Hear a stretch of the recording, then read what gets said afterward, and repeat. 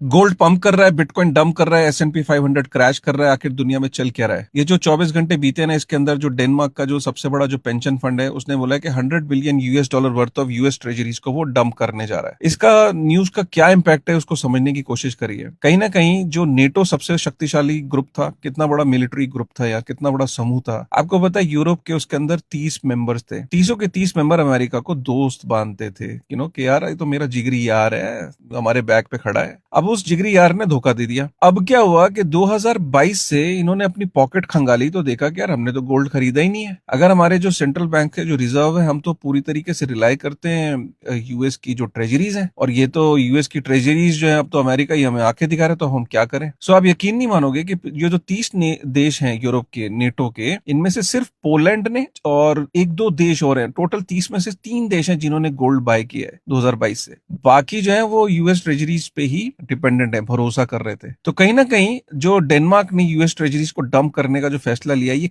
Clear signal है कि जो नेटो के मेंबर थे यूरोप में, अब उनके खलबली मच गई है कि यार यूएस ट्रेजरीज को डंप करके क्या हमें भी चाइना, इंडिया और रशिया की तरह गोल्ड को बाय करना चाहिए। कहीं ना कहीं गोल्ड को ये सनक लग गई है, गोल्ड को ये भनक लग गई है, इसीलिए गोल्ड जो है वो पंप कर रहा है। ठीक है, जियो पॉलिटिकल सिनेरियोज का हम सब जानते हैं, अनसर्टेनिटी है इस वक्त, ऑल टाइम हाई पे अनसर्टेनिटी है, और इस न्यूज के बाद तो गोल्ड जो है वो और पंप कर रहा है। अच्छा, जापान के अंदर स्नैप इलेक्शंस अनाउंस हो गए हैं। स्नैप इलेक्शंस का मतलब ये कि वहां की जो प्राइम मिनिस्टर है, जो भी नई नई नई आई है, वो ये चाह रही है कि सेल्स टैक्स वगैरह जीरो कर दो, टैक्स कट कर दो, लोगों के हाथ में ज्यादा पैसा होना चाहिए। एक तरीके से वो चाहती है कि मनी प्रिंटिंग हो और लोगों के हाथ में पैसा ज्यादा हो। इसके सपोर्ट के लिए वो इलेक्शंस करवा रही है, स्नैप इलेक्शंस कहते हैं उसे।